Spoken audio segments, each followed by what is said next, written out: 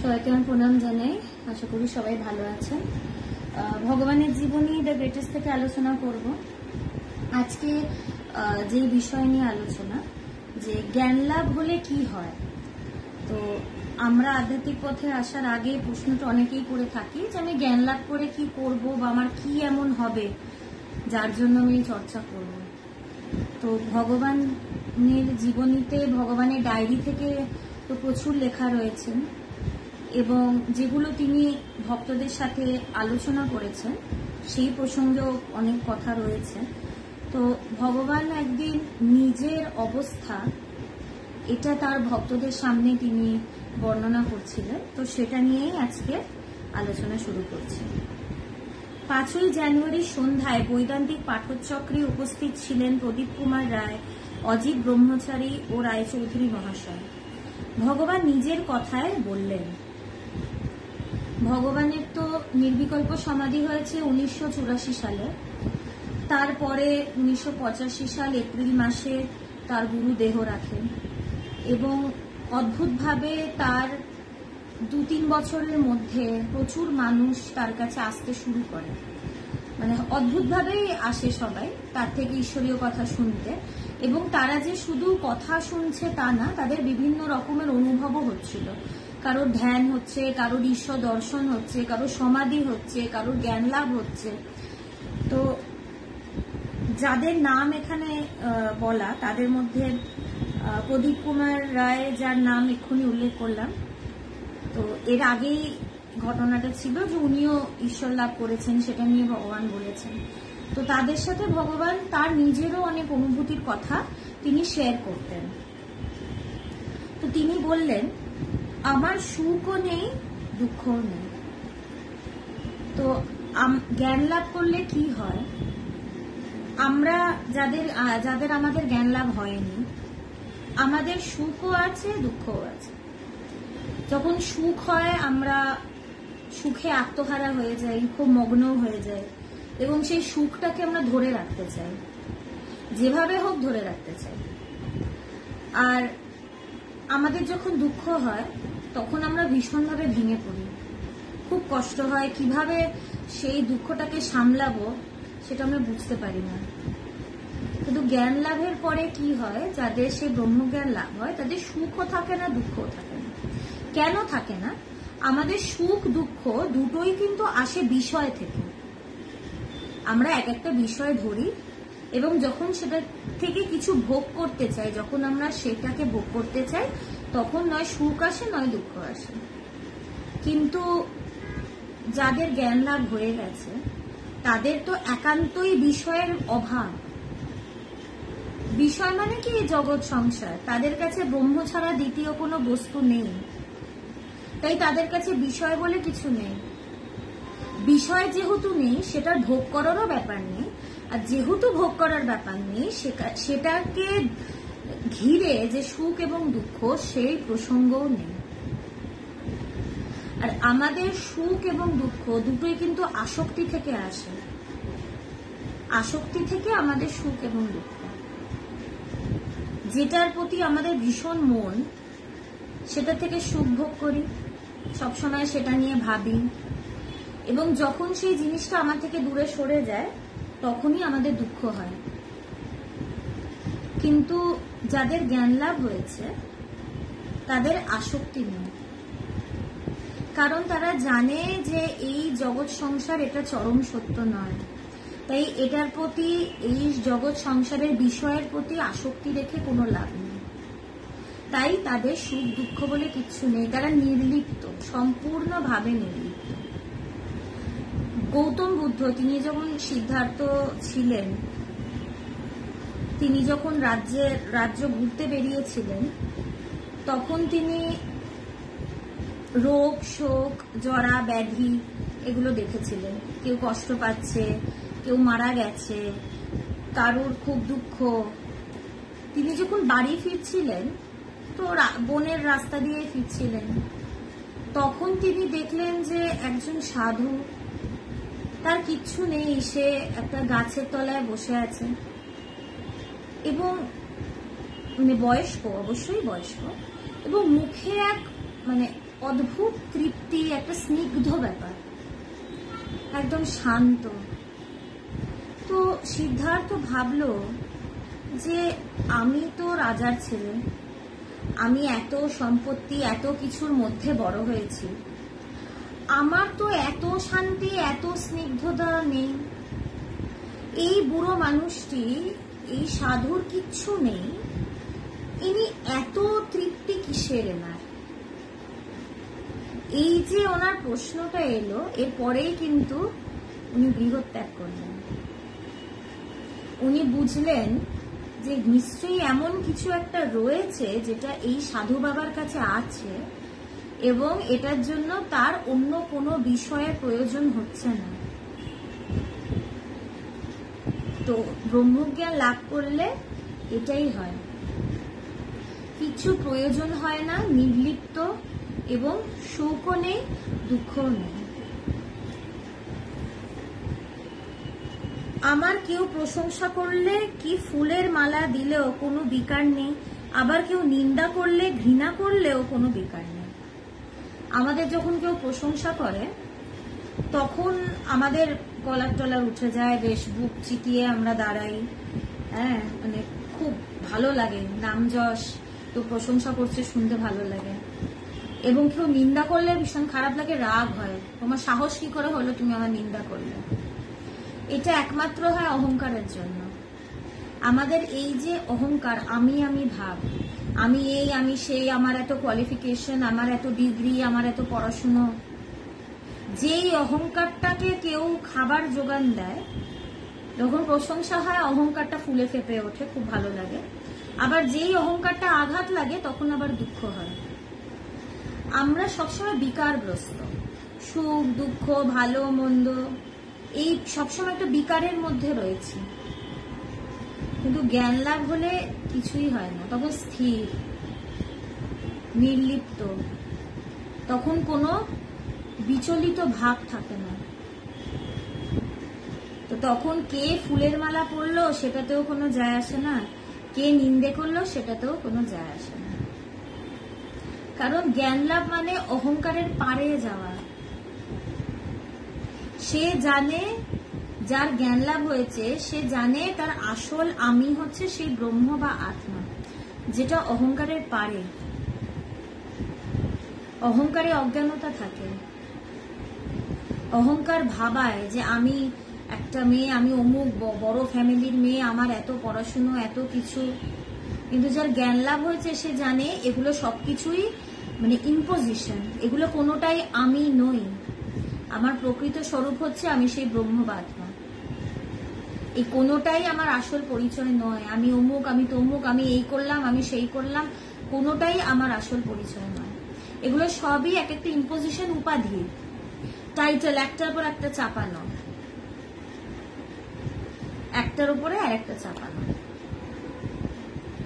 এবং ব্রহ্মজ্ঞান লাভ মানে কি? পরিপূর্ণতা। সেখানে কারোর প্রশংসার অপেক্ষায় তার পূর্ণতা নয়, এবং কারোর নিন্দার অপেক্ষায় তার অপূর্ণতাও নয়। সে নিন্দা প্রশংসা দুটোরই পারে, কোনোটাই তার গায়ে লাগে না।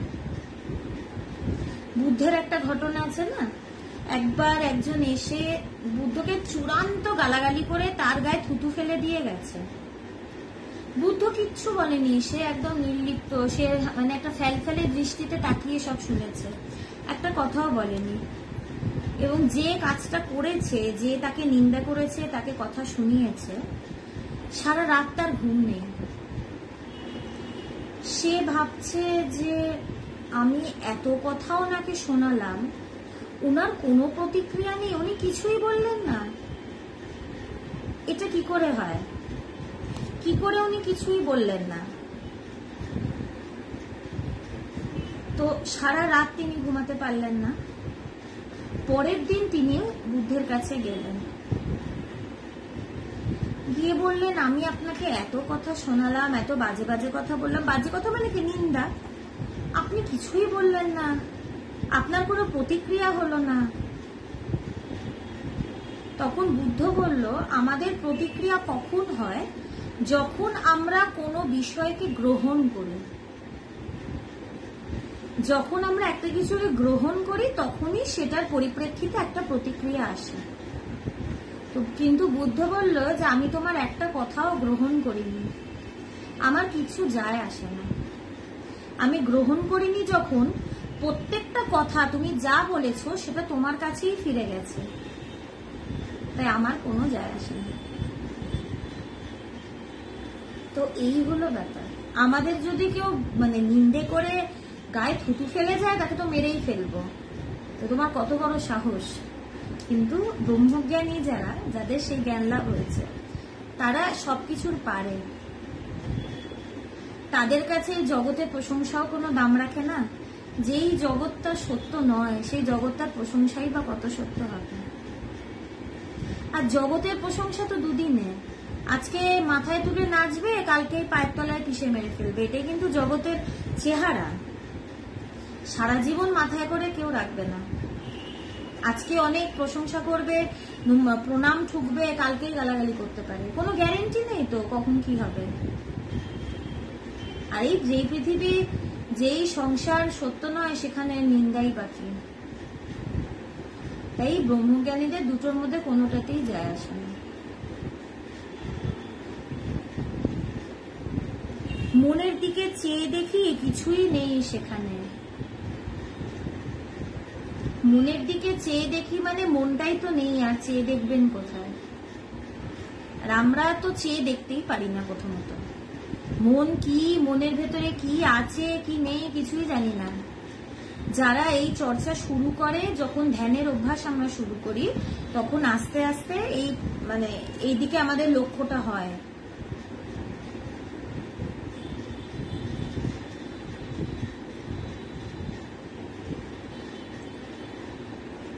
তো মনের দিকে যার ব্রহ্মজ্ঞান লাভ হয়েছে, তার তো মনই নেই, সে তো মনের পারে, তার তো মনের কোনো অস্তিত্বই নেই। আমরা যারা ধ্যান করতে শুরু করি, তখন আমরা আস্তে আস্তে এটা বুঝতে পারি যে না, মন কি, মনের ভেতরে কি আছে, আমার মনের ভেতরে কি উঠছে। তখন আমরা আস্তে আস্তে দেখা শুরু করি।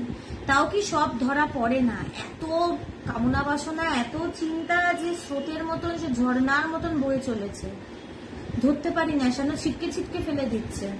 কিন্তু ব্রহ্মজ্ঞান লাভ হওয়ার পরে সেই মন ব্রহ্ম সমুদ্রে লীন হয়ে যায়। আর স্বামীজি বলছে না যে মন শালাই চোর, একে ব্রহ্ম সমুদ্রে চুবিয়ে চুবিয়ে মেরে ফেল, চোর বলছে। তো ব্রহ্মজ্ঞান হলে তো একবার না, বারবার হতে হয়। আস্তে আস্তে মনটা তারপরে গলতে গলতে গলতে গলতে একসময় মিলেমিশে একাকার হয়ে যায়। তখন মন বলে আলাদা কিচ্ছু থাকে না, কোনো চিন্তা, কোনো কামনা বাসনা তখন কিচ্ছু নেই, খালি সেই ব্রহ্ম সমুদ্র। কিন্তু ভগবানকে অত কষ্ট করতে হয়নি, তার তো একবারেই 1 লাফেই নির্বিকল্প সমাধি। নির্বিকল্প সমাধি মানে যে এক ঝড়েই সব উধাও, আর আলাদা করে বারবার করে চোবানোর দরকার নেই, এক চুবুনিতেই শেষ। সে যখন মনের দিকে তাকায়, সে দেখে যে সেখানে কিচ্ছু নেই, মন বলে কিছু নেই। আমাদের জীবনে যা গন্ডগোল, দুঃখ, কষ্ট, ঝামেলা, সেটা তো মনই পাকায়। মনের এত কামনা বাসনা, এত আসক্তি, এত চিন্তা, এত দুশ্চিন্তা, মনই তো ঝামেলা পাকায়। এখন যার মনই নেই, তারা ঝামেলা কোথা থেকে? তার ঝামেলাও নেই, একদম বিন্দাস, কোনো অসুবিধা নেই।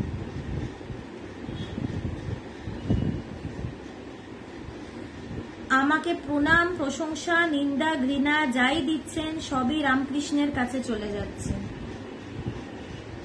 এবং সেই সময় তো যেরকম ভগবানের কাছে লোকজন আসছিল, সেইভাবে কিন্তু মানুষ যারা তার কাছে যাচ্ছিল না ভগবানের কাছে, তারা কিন্তু তার নামে মানে যাচ্ছাতাই বলতো।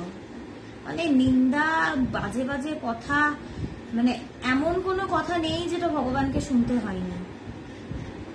তো অনেকে অনেক কথা বলেছে, কিন্তু তা সত্ত্বেও ভগবান এটা বলছেন, প্রশংসা করো, নিন্দা করো, ঘৃণা করো, যাই করো, সবই কিন্তু রামকৃষ্ণের কাছেই চলে যাচ্ছে। ঠাকুর তো ভগবানের ইষ্ট, বলছে তার কাছেই সব যাচ্ছে, কারণ তিনিই তো দিচ্ছেন। কুরুক্ষেত্রে কৃষ্ণ বিশ্বরূপ দর্শন দিলেন অর্জুনকে, যে কৃষ্ণের থেকেই সবকিছুর উৎপত্তি, কৃষ্ণতেই সবকিছু লীন। তাই ভগবান তো জানেন যে নিন্দা প্রশংসা সবই সেই ঠাকুরের ইচ্ছায়, সবই সেই ঠাকুরেরই লীলা, এটা তারই খেলা। যে বলছে সেই গ্রহণ করছে। সর্বভূতে তো তিনি, খেলাটা তো তিনি একাই খেলছেন। আমি তুমি এখানে আলাদা বলে কিছু নেই। আমরা অজ্ঞানবশত ভেদ দর্শন করি, আসলে সর্বঘটে তো তিনিই রয়েছেন। তাই তিনিই নিজেকে কথা শোনাচ্ছেন, তিনি নিজেই নিজেকে প্রশংসা করছেন, তিনিই দিচ্ছেন, তার কাছেই ফেরত যাচ্ছে। কারণ ব্রহ্মজ্ঞান লাভ হওয়ার পরে তো এই চরম সত্যটা তো অনুভব হয়। তখন আলাদা করে সেই আমিটা তো থাকে না, সে অহংকারটা তো থাকে না। তখন কর্তা বলতে শুধু সেই ঈশ্বর, আমার ইষ্ট, সেই কর্তা, সে যেভাবে চালাচ্ছে সেইভাবেই সবকিছু। আমার কিছু পাবারও নেই, কিছু হওয়ারও নেই। কিছু পাওয়ারও নেই, কিছু হওয়ারও নেই। পাওয়ার নেই কেন? কারণ ব্রহ্মজ্ঞান লাভ হলে এটা বোধ হয় যে আমি পরিপূর্ণ, আলাদা করে আমার কিছু পাওয়ার নেই। অজ্ঞানবশত আমাদের ভেতরে আমরা অভাববোধ করি, আমাদের কোনো অভাবই নেই। এই অজ্ঞানতাই আমাদের ভেতরে অভাবের সৃষ্টি করে। সৃষ্টি করে না, দেখায় যে অভাব আছে, আপাত দৃষ্টিতে দেখা যায়, কিন্তু আদৌ আমার কোনো অভাব নেই।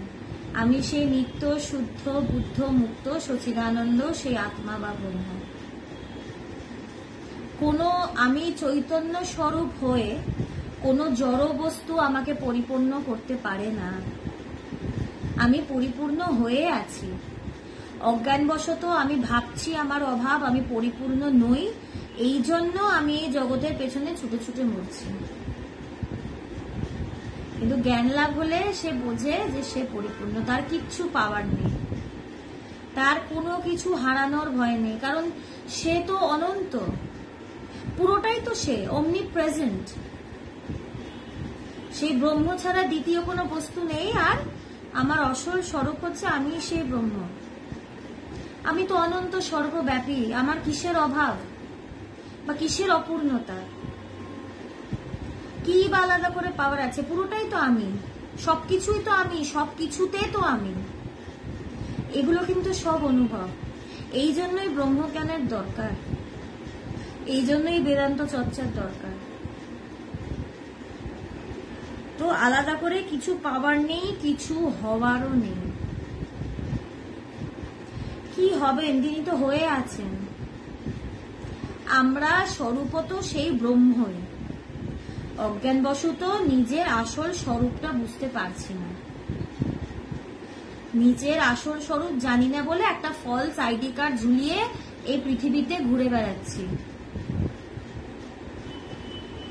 নিজের দেশে বিদেশিরও বেশে ভ্রম কেন অকারণে, মন চলো নিজ নিকেতনে। নিজের দেশে আমরা বিদেশির বেশে ঘুরছি, কারণ জানি না তো আমি আসলে কি, সেটা তো জানি না। এই জায়গাটা কোন জায়গাটা আমার, এটা তো জানি না। এটা যে আমার নিজের দেশ, সেটা তো জানি না। মুখোশ পরে সবাই ঘুরে বেড়াচ্ছি, নিজেকে জীব বলে ভাবছি, ছোট বলে ভাবছি, নিজেকে এই রক্ত মাংসের দেহ বলে ভাবছি। কিন্তু ব্রহ্মজ্ঞান হলে সে অনুভব করে যে সেই শরীর, মন, এই বুদ্ধি, চিত্ত, অহংকারের পারে সে অনন্ত ব্রহ্ম বা আত্মা। তার সে পরিপূর্ণ, তার কিচ্ছু পাওয়ার নেই, কিচ্ছু হারানোর নেই, কিচ্ছু দেওয়ার নেই, কিচ্ছু নেওয়ার নেই। কারণ সেখানে এক ছাড়া দ্বিতীয় কোনো বস্তু নেই, সেই ব্রহ্ম ছাড়া দ্বিতীয় কোনো বস্তু নেই। কে কাকে দেবে? দুই থাকলে তো দেওয়া দিবি, নেওয়া নিবি, যে দেবে যে নেবে, দুই থাকতে হবে। সেখানে এক ছাড়া দ্বিতীয় কোনো বস্তু নেই, তো দেওয়া নেওয়ার কোনো প্রসঙ্গই নেই। এবং কি তার কিছু হওয়ার নেই। দ্বিতীয় কিছু থাকবে, তারপর তো হবে। আর সে যখন ভাববে সে অপূর্ণ, তখন তো সে কিছু হতে চাইবে, আমি এটা হতে চাই, কারণ সে ভাবে সে সেটা নয়, সে সেটা থেকে ছোট কিছু, তাই সে হতে চায়, বড় কিছু হতে চায়। কিন্তু ব্রহ্মজ্ঞান হলে এটা তো বোধ হবে যে কিছুই হওয়ার নেই, আমি হয়ে আছি, সে অনন্ত সত্তা, আমি হয়ে আছি, শুধু জেনে নিতে হবে, আলাদা করে হওয়ার কিছু নেই। আজকের প্রসঙ্গ কিন্তু ব্রহ্মজ্ঞান লাভ করলে কি হয়, এই কথাগুলো ততক্ষণ বুঝতে পারবো না যতক্ষণ না ব্রহ্মজ্ঞান লাভ হবে। পুরো সবকিছু কিন্তু অনুভবের ওপরে দাঁড়িয়ে, অনুভব সাপেক্ষ, না হলে মনে হবে কি মানে হাবিজাবি কথা, কল্পনা করেও বুঝতে পারবো না, ধরতে পারবো না। কল্পনা তো মনের সাহায্যে করব, কিন্তু ব্রহ্ম বা আত্মা সেটা তো মনের পারে, তাই সেটা নিয়ে কল্পনা করা সম্ভব না। তাই যত তাড়াতাড়ি সম্ভব অনুভব করে নিলে রেহাই, নিশ্চিন্ত, আর এই চক্রের মধ্যে ঘোরাঘুরি করতে হবে না, তখন দুঃখ কষ্ট অভাব কিচ্ছু থাকবে না।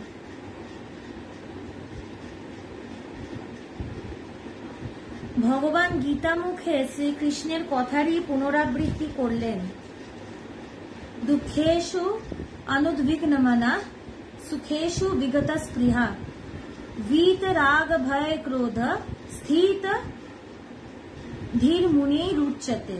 অর্থাৎ যিনি দুঃখে উদ্বেগ শূন্য, সুখে নিষ্পৃহ, অনুরাগ ভয় ও ক্রোধ রহিত, তাকেই মুনি বলা হয়। গীতায় অর্জুনকে কৃষ্ণ বলেছিলেন।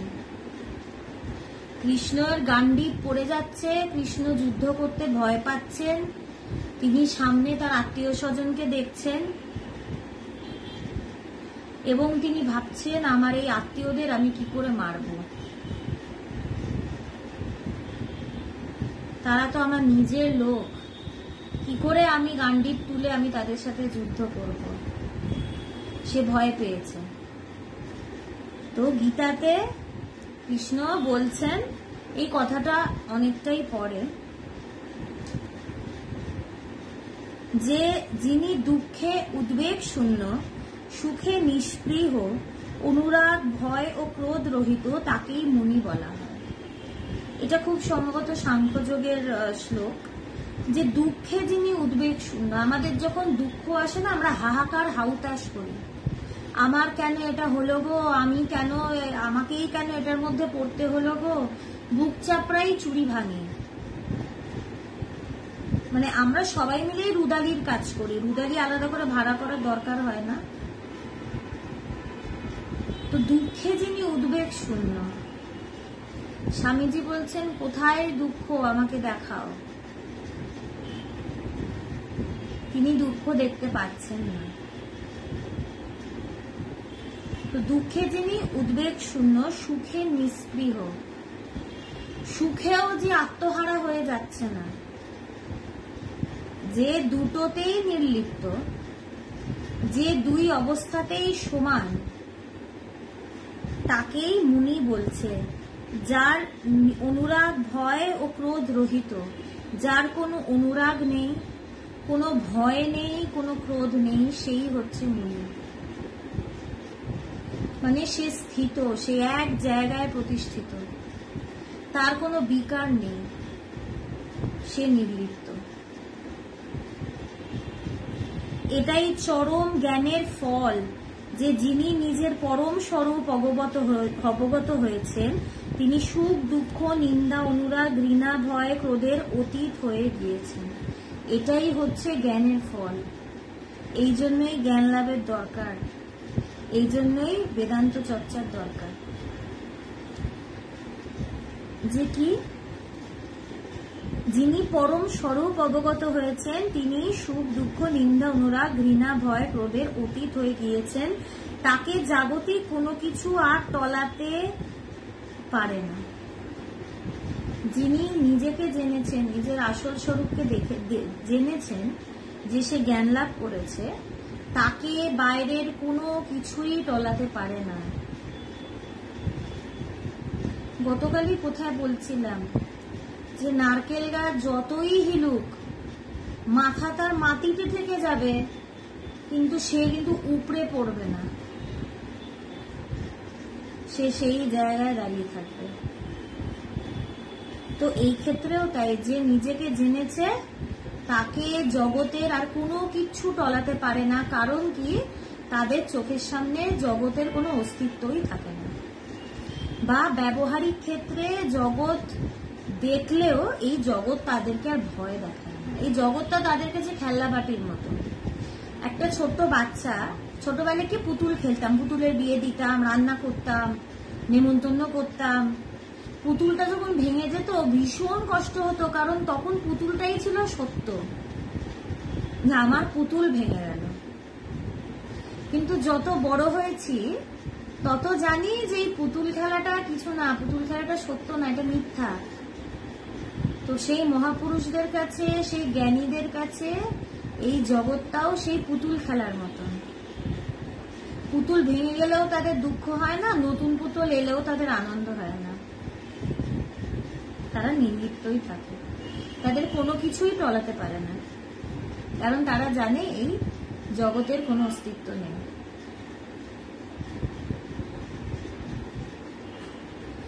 ভগবানের গুরু মহারাজজি একসময় ভগবানকে চিঠি লিখেছিলেন, বাহিরের বিশ্বে যাই ঘটুক না কেন তাহার সঙ্গে তোমার মনোজগতের কতটুকু সম্পর্ক সেইটুকুই অনুধান করবার চেষ্টা করবেন। ভগবানের যিনি গুরু ছিলেন স্বামী পবিত্রানন্দ মহারাজ, তিনি তো ভগবানকে চিঠি লিখতেন এবং পুরো অদ্বৈত বেদান্তের ওপরেই লিখতেন। তো তিনি লিখেছিলেন, বাইরের বিশ্বে যাই ঘটুক না কেন, বাইরের জগতে যাই হচ্ছে তার সাথে তোমার মনোজগতের কতটুকু সম্পর্ক সেটা নিয়ে ধ্যান করবে। বলছে সেটা নিয়ে ধ্যান করবে। বাইরে যা যা ঘটে সেগুলো কিন্তু আমাদের মনের ওপরে না ভীষণ প্রভাব ফেলে। বাইরে কিছু ঘটলেই আমার ভেতর মানে কষ্টে ফেটে পড়ে, ভালো কিছু হলে আমি আনন্দে আত্মহারা হয়ে যাই। কিন্তু বাইরে যা আছে সেটার সাথে কি আমার মনোজগতের কোনো সম্পর্ক আছে?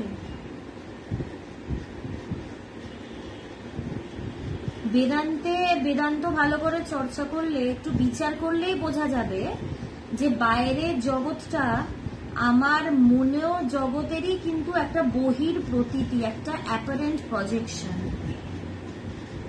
আমার মন যেমন, আমার বাইরের জগৎও কিন্তু তেমন, উল্টোটা নয় কিন্তু। এবং বাইরে, এটা গুরু মহারাজ ভগবানকে লিখেছিলেন স্বামী পবিত্রানন্দজি, বাইরের জগতে যাহাই হোক না কেন তোমার অন্তর বিচলিত হইবে কেন? বাইরের জগৎ তো আসলে নেই। ভালো করে যদি বিচার করি আর যদি সেই অনুভব হয় তাহলে দেখবো আলাদা করে বাইরের জগৎ ভেতরের জগৎ কোনো জগৎই নেই। সেই এক ব্রহ্ম ছাড়া দ্বিতীয় কোনো বস্তু নেই। তাই আলাদা করে বাইরের জগৎ কেনই বা আমাকে টলাবে? যেটার অস্তিত্বই নেই সেটা কি করে আমাকে ভয় দেখাবে? তো ভগবানের গুরু বলতেন এটা নিয়ে ধ্যান করো, যে আদৌ কি সম্পর্ক আছে। আমি যে এক মুহূর্তে ভেঙে পড়ছি, পরের মুহূর্তে আনন্দ করছি, এই কানেকশনটা করছি বা কেন বাইরের জগতের সাথে? কি দরকার? ডিট্যাচড থাকাটাই তো ভালো, একদম নির্লিপ্ত থাকাটাই তো ভালো। নিজেকে অজান্তেই অ্যাটাচ করে ফেলছি, কারণ আসক্তি।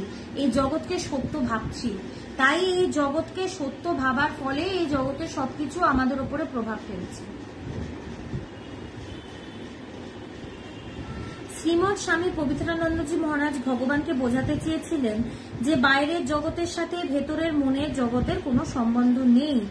পবিত্রানন্দজি শারীরিকভাবে পৃথিবীতে নেই, কিন্তু চরম জ্ঞান রূপে এখন তিনি তার প্রাণাধিক শিষ্যের হৃদয়ে পূর্ণরূপে অভিব্যক্ত। ভগবানের কাছেও বাইরের জগতের কোনো অস্তিত্বই নেই। তো গুরু মহারাজ তো তখন দেহে নেই এই সময়টি। ভগবানের নির্বিকল্প সমাধি হওয়ার 3 মাস 4 মাসের মাথায় তিনি দেহ রেখেছেন। কিন্তু গুরু মহারাজ তাকে যেটা চিঠিতে লিখেছিল ভগবানকে, ভগবান কিন্তু সেটা বোধ করেছেন। তার কাছে জগতের কোনো অস্তিত্বই নেই, তাই সেই জগৎ তাকে বিচলিত করতে পারে না। জগতের অস্তিত্ব নেই, তার মনের অস্তিত্ব নেই, তাই সেটার কোনো সম্পর্কই নেই।